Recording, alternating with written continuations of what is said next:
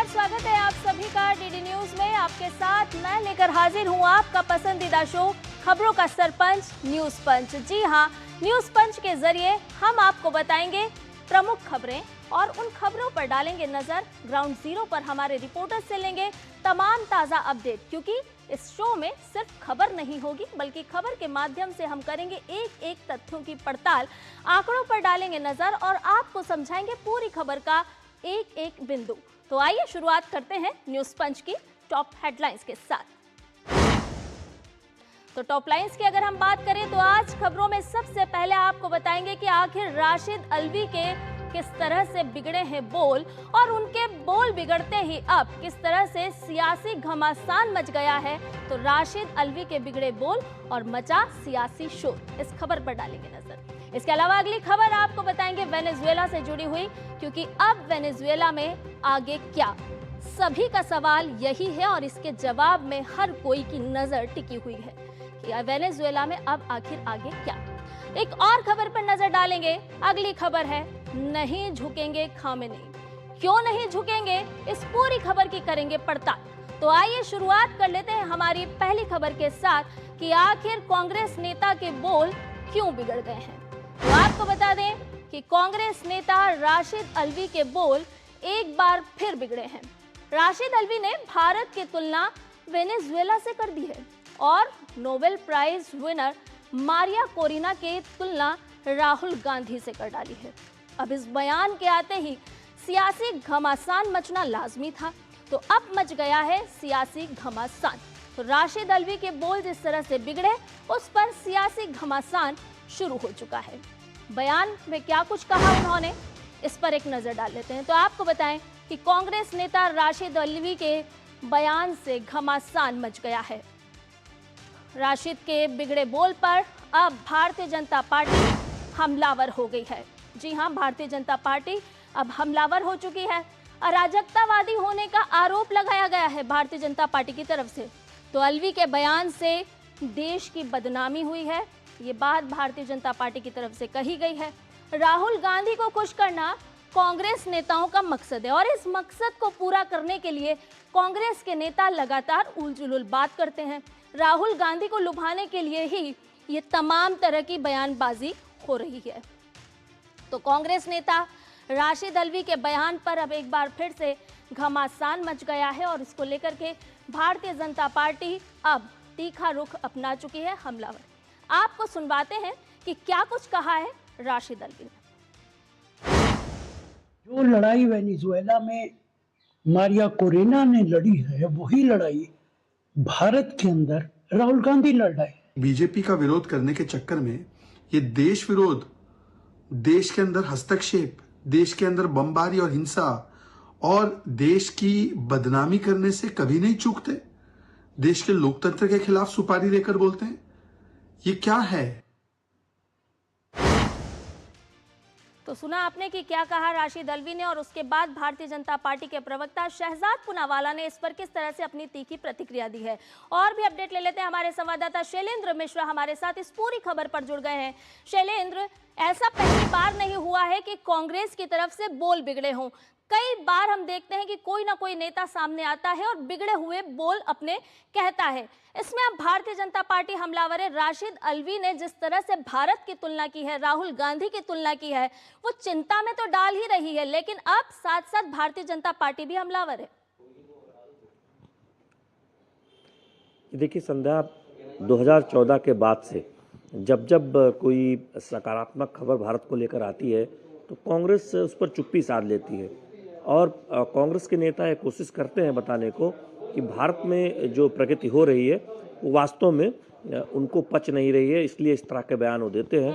और हमने देखा है कि राहुल गांधी जब भी विदेश जाते हैं तो इस तरह के बयान देते हैं जिस पर बीजेपी आपत्ति जताती है और तमाम विशेषज्ञ कहते हैं कि नेता विपक्ष हैं, कांग्रेस के बड़े नेता हैं, उनका काम है कि जब दुनिया के देशों में जाए तो भारत की जो छवि उसे बेहतर करे। लेकिन इसका उल्टा राहुल गांधी और कांग्रेस के नेता करते नजर आते हैं। तो बीजेपी का ये आरोप है कि जब से केंद्र की सत्ता से हटी है कांग्रेस पार्टी, तब से उसे भारत की प्रगति पर एक तरह से देखें उसकी प्रशंसा करना गवारा नहीं है। और जब दुनिया देख रही है कि सबसे तेजी से आगे बढ़ती हुई अर्थव्यवस्था है, हम तमाम ऐसी उपलब्धियों को हासिल कर रहे हैं जो बीते दशकों में एक सपने के तौर पे देखी जाती थी। जी। कांग्रेस बजाय उसमें समर्थन करने के या फिर उसकी तारीफ करने के उसका उलट काम करती हुई दिखाई देती है, और यही वजह है कि इस तरह के बयान आते हैं। और इसलिए अब कांग्रेस के बाकी नेता भी बयान देते हैं, क्योंकि जब उनका शीर्ष नेतृत्व गांधी परिवार इस तरह के बयान देता है, खासतौर पर राहुल गांधी जब विदेश जाते हैं तो जब वो भारत की आलोचना करते हैं, याद होगा कि उन्होंने भारत के आंतरिक मामलों में दखल को लेकर क्या कुछ कहा था जब चुनाव नज़दीक थे 2024 के, और उनकी बड़ी आलोचना हुई थी। तो राहुल गांधी कोई पहली बार इस तरह का काम नहीं करते हैं, और अब उनके पार्टी के नेता इस तरह के बयान देकर जो अपनी मानसिकता है वो सामने रख रहे हैं, इसलिए बीजेपी हमलावर। शैलेंद्र, क्या ये माना जाए कि जैसा शीर्ष नेतृत्व होगा वैसे ही उसके नेता होंगे और वैसे ही उसके कार्यकर्ता होंगे, क्योंकि भारत की प्रगति शायद रास नहीं आती। भारत में तो तहलका मचाते ही मचाते हैं, लेकिन विदेश की धरती पर भी जाकर भारत की साख गिराने की भरपूर कोशिश करते हैं। और इस बीच राशिद अल्वी का जो ये बयान है वो निश्चित तौर पर गौर करने वाला है। देखिए संध्या, निश्चित तौर पर जब शीर्ष नेतृत्व ही इस तरह के बयान देगा तो पार्टी के बाकी नेताओं को एक बहाना भी मिलता है और उससे उनकी मानसिकता भी सामने आती है।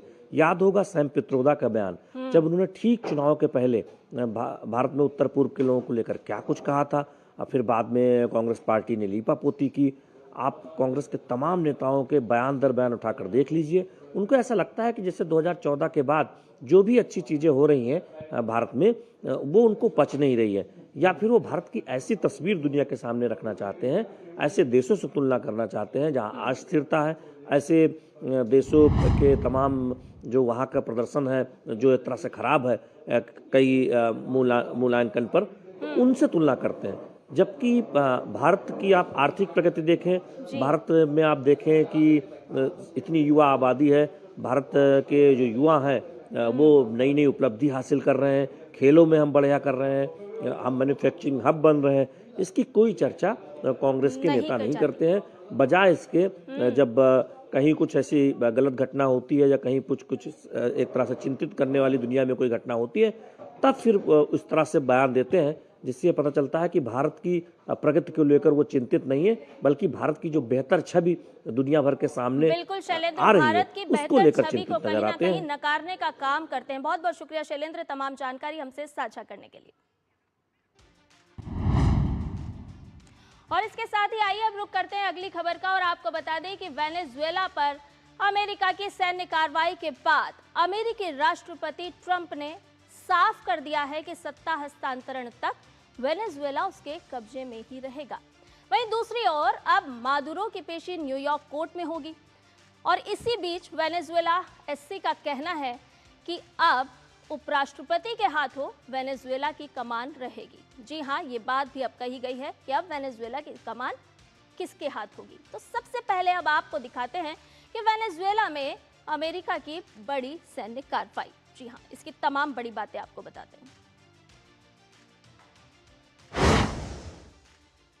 तो अमेरिका का बड़ा एक्शन आपको बताएं कि कस्टडी में निकोलस मादुरो, और ये एक बड़ा एक्शन वेनेजुएला की सैन्य कार्रवाई, कराकस सहित 4 शहरों में ये एक्शन। अलग अलग तस्वीरें देखिए, न्यूयॉर्क लाए गए मादुरो, कस्टडी में निकोलस मादुरो, और अमेरिका का किस तरह से ये एक्शन।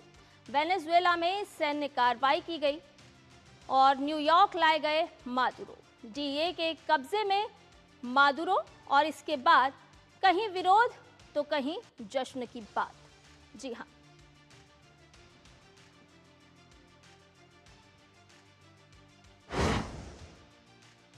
और इतना ही नहीं, इसके साथ अब आपको बता दें कि किस तरह से कहीं पर विरोध के स्वर हैं तो कहीं पर जश्न की बात कही जा रही है। हाथ में पानी की बोतल और आंखों में पट्टी निकोलस मादुरो को देखिए, और इसके साथ साथ हाथों में हथकड़ी, थम्स अप का इशारा करते हुए। ये 2 तरह की तस्वीरें आपको दिखा रहे हैं, जहां हाथ में पानी की बोतल और आंखों पर पट्टी है, और इसके साथ साथ हाथों में हथकड़ी भी नजर आ रही है। तो थम्स अप दिखाते हुए निकोलस मादुरो, और हाथ में उनके इस वक्त पानी की बोतल भी नजर आ रही है। इसके अलावा अब ऑपरेशन वेनेजुएला की बात करते हैं। आपको बताते हैं कि कराकास सहित 4 शहरों में ये पूरी सैन्य कार्रवाई की गई। किस तरह से ऑपरेशन वेनेजुएला चला, उस पर एक नजर डालिए। न्यूयॉर्क में अमेरिका की हिरासत में मादुरो, जी हां, अब वो हिरासत में है। मादुरो पर नार्को आतंकवाद के आरोप लगे हैं, नार्को आतंकवाद के आरोप लगे।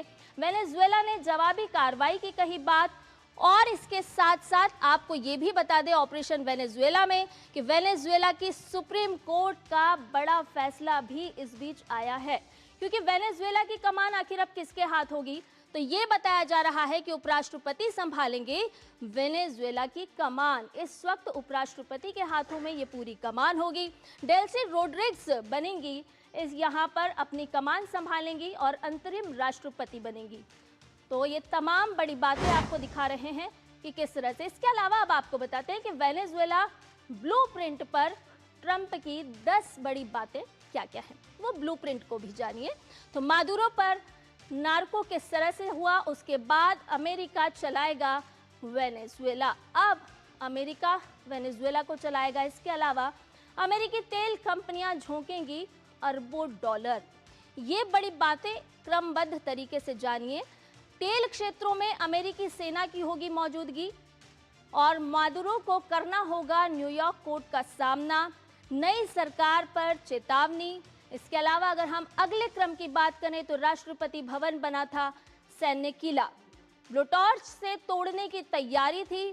प्रतिबंध अभी भी लागू हैं और अमेरिका फर्स्ट का तर्क भी है यहाँ पर। साथ साथ आगे और सैन्य कार्रवाई से इनकार नहीं किया जा सकता। तो ट्रंप के जिस तरह से बयान आए उसके बाद ये 10 बड़ी बातें आपको बताई। अब ग्राफिक के जरिए हम आपको बताते हैं कि अमेरिका के खिलाफ विरोध हो रहा है। इन विरोध में क्या कुछ बातें वो सुनते हैं।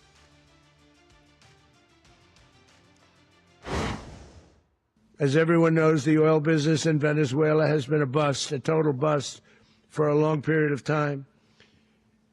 They were pumping almost nothing by comparison to what they could have been pumping and what could have taken place. We're going to have our very large United States oil companies, the biggest anywhere in the world, go in, spend billions of dollars, fix the badly broken infrastructure, the oil infrastructure, and start making money for the country. तो राष्ट्रपति Donald Trump का वक्तव्य आपने सुना और उसके साथ साथ आपको ये भी बता दें कि अमेरिका के खिलाफ भी अब विरोध के स्वर उठ रहे हैं। किस तरह से ये विरोध किया जा रहा है वो भी आपको बताते हैं, क्योंकि अब मिलीजुली प्रतिक्रियाएं सामने आ रही हैं। अगर हम फ्रांस की बात करें, इटली की बात करें, ग्रीस की बात करें, अर्जेंटीना, बार्सिलोना और न्यूयॉर्क, ये वो तमाम देश हैं जो इस पूरी सैन्य कार्रवाई को लेकर के कहीं ना कहीं अपना विरोध दर्ज करा रहे हैं। तस्वीरों में भी देखिए अलग अलग दृश्य आपको दिखा रहे हैं अलग अलग देशों से जुड़े हुए। और इसके अलावा गैर जरूरी यात्रा से बचने के लिए भारत की तरफ से कहा गया है। भारत के विदेश मंत्रालय ने भी अपनी तरफ से एडवाइजरी जारी की है। तो आपको बता दें कि गैर जरूरी यात्रा से बचने के लिए भारतीय विदेश मंत्रालय ने कहा है, एडवाइजरी जारी की है। भारत ने ये एडवाइजरी जारी करते हुए गैर जरूरी यात्रा से बचने के लिए कहा है। आपको ये भी बता दें कि सभी भारतीयों को सतर्कता बरतने के लिए भी कहा गया है। भारतीय विदेश मंत्रालय की तरफ से सीमित आवाजाही की सलाह भी दी गई है। कहा गया है कि यदि जरूरी ना हो तो फिलहाल यात्रा करने से बचें। इसके अलावा भारतीय दूतावास से कांटेक्ट में रहने की भी बात कही गई है कि लगातार संपर्क में रहें। कराकास के संपर्क में रहने की बात भी कही गई है और इसके साथ साथ आपातकालीन हेल्पलाइन नंबर भी जारी किए गए हैं। तो आपातकालीन हेल्पलाइन नंबर शेयर किए गए हैं ताकि ज़रूरत पड़ने पर आप इन नंबर्स की सहायता ले सकते हैं। इसके अलावा नंबर्स जारी करने के साथ साथ व्हाट्सएप नंबर भी उपलब्ध कराए गए हैं। साथ ही साथ वेबसाइट भी ईमेल भी दिया गया है जिसके माध्यम से आप संपर्क में रह सकते हैं। और अब आपको बताते हैं कि अमेरिकी कार्रवाई से यूएन चिंतित है। जी हाँ, क्यों है ये बताते हैं कि यूएनएससी ने किस तरह से अपनी चिंता व्यक्त की और इस चिंता को व्यक्त करते हुए कल एक अहम बैठक भी बुलाई है। एंटोनियो गुटेरेस ने कहा है कि क्षेत्र में पकड़ सकता है गंभीर प्रभाव। इस पूरे मसले को लेकर के गंभीर प्रभाव पड़ने की बात कही है। वेनेजुएला से समावेशी संवाद में शामिल होने का आह्वान भी साफ तौर पर किया गया है। तो यूएन की चिंता अब सामने आई है। एंटोनियो गुटेरेस ने कहा है कि ये चिंता की बात है और इतना ही नहीं, इसके साथ साथ एक अहम बैठक भी कल होने वाली है। क्षेत्रों में इसका गंभीर प्रभाव पड़ सकता है, ये बात भी उन्होंने अपने बयान में कही है। इसके अलावा अमेरिका में एक्शन से भड़का है चीन। जी हाँ, किस तरह से अब चीन भड़का है ये भी आपको बता देते हैं। तो ये कदम अंतर्राष्ट्रीय कानून का उल्लंघन है, ये बात चीन की तरफ से कही गई है। उन्होंने कहा है कि ये कदम अंतर्राष्ट्रीय कानून के खिलाफ है, शांति और सुरक्षा के लिए खतरा है। ये कदम उन्होंने इस बात को चिंता के माध्यम से व्यक्त किया है, चिंता जाहिर की है। इसके अलावा रशिया की बात करते हैं तो रशिया किस तरह से कह रहा है कि अमेरिकी कार्रवाई से नाराज है रूस, और रूस ने कहा है कि संवाद के जरिए मतभेद सुलझाना चाहिए। साफ तौर पर इस बात पर जोर दिया गया है रूस की तरफ से। इतना ही नहीं, ये भी कहा गया कि सभी पक्षों से कि संयम बरता जाए, संयम बरतने की अपील रूस ने की है। इतना ही नहीं, कूटनीतिक प्रयासों में सहयोग की पेशकश भी की है रूस ने। तो अब किस तरह से अलग अलग देशों की प्रतिक्रियाएं सामने आ रही है वो आपको बता रहे हैं। ईरान की प्रतिक्रिया जान लीजिए। ईरान की तरफ से कहा गया है कि अमेरिकी सैन्य हमला अस्वीकार्य है। साथ ही साथ ये भी कहा गया कि पूरी वैश्विक व्यवस्था इससे प्रभावित होगी। वेनेजुएला पर जो सैन्य कार्रवाई हुई है उस पर अब ये कहा जा रहा है कि वैश्विक व्यवस्था कहीं ना कहीं प्रभावित होती हुई नजर आएगी। वेनेजुएला पर अमेरिकी हमले की कड़ी निंदा भी की जा रही है और क्षेत्रीय और अंतर्राष्ट्रीय शांति और सुरक्षा का इसे घोर उल्लंघन माना जा रहा है। तो अलग अलग देश अपनी अपनी प्रतिक्रिया दे रहे हैं। ब्राजील की बात करते हैं तो ब्राजील ने बताया है इसे खतरनाक, और ये भी कहा है कि खतरनाक मिसाल वेनेजुएला के राष्ट्रपति की गिरफ्तारी अराजकता है। उन्होंने ये भी कहा कि ये जो कार्रवाइयां हैं ये वेनेजुएला की संप्रभुता पर गंभीर हमला है। इस तरह की कार्रवाई नहीं होनी चाहिए। संप्रभुता पर हमले की बात आई सामने। वहीं ब्रिटेन की बात करते हैं तो वेनेजुएला पर हमले से कोई लेना देना नहीं है, ये बात ब्रिटेन की तरफ से कही है। कीर स्टारमर ने कहा है कि वेनेजुएला पर सैन्य हमलों में कोई भूमिका नहीं है। और इतना ही नहीं, ट्रंप और सहयोगी देशों के नेताओं से भी बातचीत करने की बात उन्होंने कही है और सभी को अंतर्राष्ट्रीय कानून का किस तरह से पालन करना चाहिए, ये अपील, ये बात, ये आवाज़ भी एक बार फिर से बुलंद हो रही है। अब आपको बताते हैं कि आज़ादी की घड़ी आ गई है। ये बात हम क्यों कह रहे हैं? ये बात हम इसलिए कह रहे हैं क्योंकि विपक्षी नेता मारिया मचाडो की प्रतिक्रिया अब सामने आई है और उन्होंने कहा है कि विपक्ष सत्ता संभालने के लिए पूरी तरह से तैयार है। अब व्यवस्था बहाल करने का समय आ गया है। तो ये बात भी कही जा रही है। और ताज़ा अपडेट ले लेते हैं। हमारे संवाददाता अक्षय डोंगरे पूरी खबर पर हमारे साथ जुड़ गए हैं। अक्षय, हमने देखा तेल का सिंहासन डोल गया, लेकिन उसके बाद अब आगे की जो प्रक्रिया होगी, अब किस तरह से कस्टडी के बाद में पेशी होगी और कौन कौन से ऐसे चार्ज होंगे जिसके तहत ये मुकदमा चलेगा?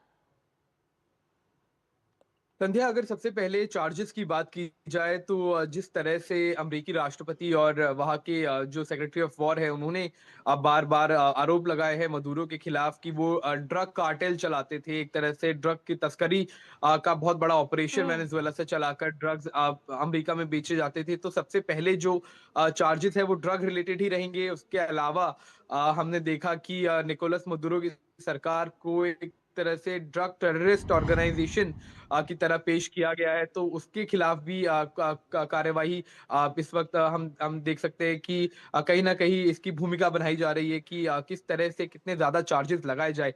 लेकिन इन सबसे बड़ी चीज ये है कि देखिए, अमेरिका ने ऑलरेडी मदुरो को एक तरह से किडनैप किया है उनके ही देश से, अपने देश में लेकर आए हैं, जहां पर कोर्ट उनका होगा, कानून उनका होगा, वकील उनके होंगे, जज उनके होंगे। तो इसमें किसी भी तरह से एक तरह से पारदर्शिता या फिर एक तरह से जस्टिस की अगर बात की जाए, न्याय की बात की जाए, तो उसका विचार एक तरह से बेमानी रहेगा, क्योंकि आप किसी और देश के व्यक्ति को, राष्ट्रपति को अपने देश में लेकर आए, उनके खिलाफ आप चार्जेस चला रहे हैं और अपने हिसाब से आप चार्जेस लगाकर उनको जेल में आप डाल दे, तो देखिए इसमें कोई न्याय जैसी बात नहीं रहेगी। उनको कोई एक तरह से लीगल रिप्रेजेंटेशन जो फ्री एंड फेयर है वो किसी भी तरह से नहीं मिल सकता। दूसरी बात यह है कि जिस तरह से चिंता जो व्यक्त की जा रही है वो यही है कि आगे आने वाले दिनों में अब चाहे वो चीन ताइवान पे हमला करे, हम्म। रूस यूक्रेन पे हमला करे, या कोई भी देश किसी और देश पे हमला करे, अगर वो कर सकता है तो कोई भी अपनी तरफ से मनगढ़ंत एक तरह से आरोप लगाकर दूसरे देशों के राष्ट्रपतियों तक को, प्रधानमंत्रियों तक को अब आप किडनैप करके अपने देश में ला सकते हैं, आप फोर्स का इस्तेमाल कर कर, और उनके खिलाफ आप एक्शन ले सकते हैं अगर आपके खिलाफ आपको लग रहा है उस देश की पॉलिसीज है और तो एक अक्षय, बहुत क्या यही खतरनाक एक वजह तरह है से। कि अब यूएन की चिंता भी सामने आई है और इसको लेकर के कल एक महत्वपूर्ण बैठक भी होने वाली है? क्या यही वजह, जिस तरह के उदाहरण आप अभी हमें बता रहे हैं?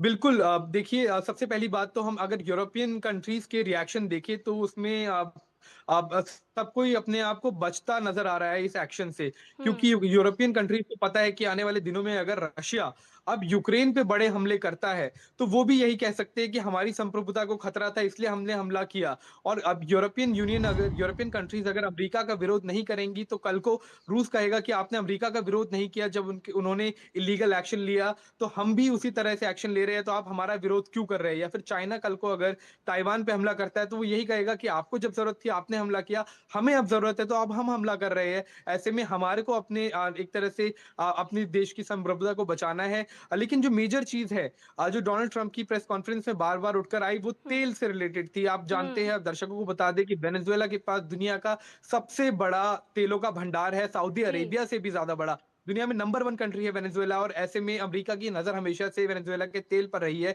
क्योंकि अगर वो तेल मिल जाता है तो अमेरिका की एक तरह से जो निर्भरता है मिडल ईस्ट के ऊपर, इराक, ईरान, इन तरह के देशों से, खाड़ी के देशों के ऊपर जो निर्भरता तेल को लेकर है, वो समाप्त हो जाएगी। ऐसे में वो अपना एक्शन किसी भी तरह से उन इलाकों में ले पाएंगे।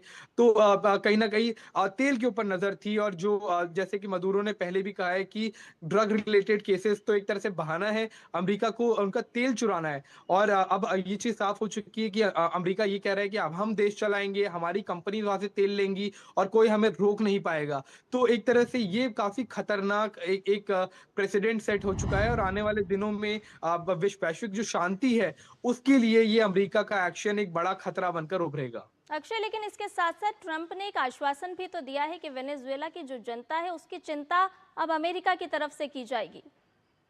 देखिए, ये आश्वासन उनका देना तो एक तरह से फॉर्मेलिटी थी। आप उनके देश में घुसकर एक्शन लेकर, सिविलियंस भी वहां पर उनकी मौत हुई है, अब मिलिट्री लोगों की वहां पर मौत हुई है, ऐसे में आप उनके प्रेसिडेंट को किडनैप कर लेते हैं। देखिए, अगर इसको एक तरह से देखा जाए तो क्या अगर चीन किसी तरह से डोनाल्ड ट्रंप के ऊपर आरोप लगाकर उनको अमेरिका से किडनैप करके चीन ले आता और हम्म। उनके खिलाफ कहीं ना कहीं कार्रवाई करता, तो क्या अमेरिका जवाब नहीं देता?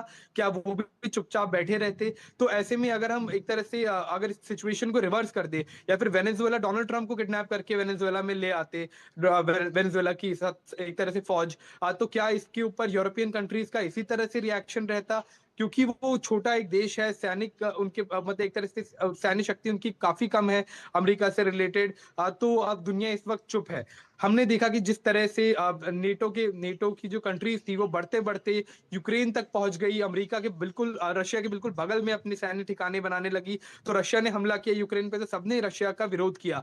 ऐसे में अमेरिका ये कह रहा है कि चीन हो या रूस, हमारे आसपास के देशों में आप किसी तरह से कोई बिजनेस नहीं ज्यादा कर सकते, आप वहां पर कोई अपनी सैन्य प्रेजेंस नहीं रख सकते। तो एक तरह से ये हिपोक्रेसी है, दोगलापन अमेरिका का एक तरह से वापस उभर कर आया है, जिस तरह से हमने पहले भी देखा, इराक हो या फिर लिबिया हो, इन तरह के देशों में जहां पर तेल था, अमेरिका वहां अपनी फौज भेजता था, तेल निकालता था, उसके बाद वहां पर एक तरह से आतंकवादी संगठन पनपते थे। लेकिन जो वाकई में आतंकवाद के परपेट्रेटर है जैसे कि पाकिस्तान, उनके खिलाफ अमेरिका एक्शन नहीं लेता था क्योंकि उनको उनकी जरूरत होती थी। तो एक तरह से ये दोगलापन हमेशा से रहा है अमेरिका का, क्योंकि वो सुपर पावर है।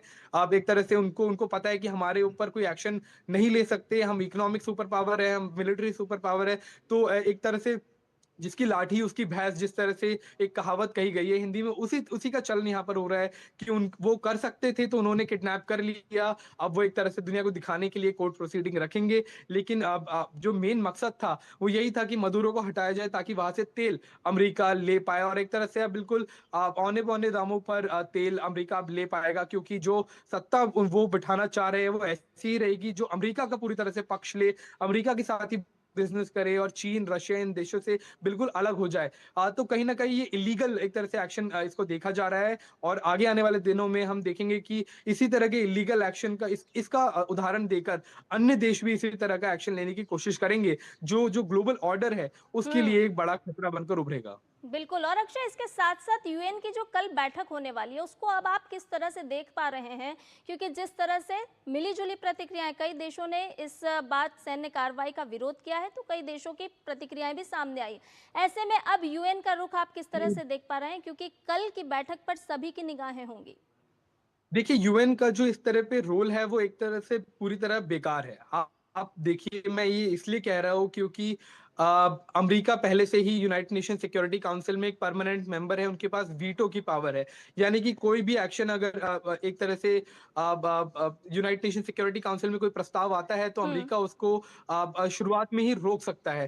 तो जी। ऐसे में कोई भी अगर डिसीजन लिया जाए, उसको अगर अमेरिका के पास पूरी तरह से रोकने की ताकत है तो कोई पॉइंट ही नहीं है किसी तरह के एक्शन का। हमने देखा है इसराइल ने जब एक तरह से गाजा के ऊपर हमले शुरू किए थे और वहां पर बहुत ज्यादा सिविलियंस की जान जाने लगी थी, तो इस तरह के कई सारे रेजोल्यूशन आए थे जिसमें इसराइल के साथ अमेरिका और केवल 2-3 देश ही खड़े थे, लेकिन क्या उससे कोई एक्शन रुका? तो ये सब यूएन एक तरह से आउटडेटेड हो चुका है। चलिए, तो भारत अब भी देखना इसका होगा पक्ष कर रहा अक्षय है कि किस तरह कि से चेंजेस लाने इस की जरूरत पूरे है। मामले को लेकर के हल निकलता हुआ नजर आता है। बहुत बहुत शुक्रिया अक्षय, तमाम अपडेट हमसे साझा करने के लिए। और इसके साथ ही न्यूज पंच में फिलहाल के लिए इतना ही। मुझे दीजिए इजाजत, लेकिन दोपहर 2 बजे आपसे फिर होगी मुलाकात। नमस्कार।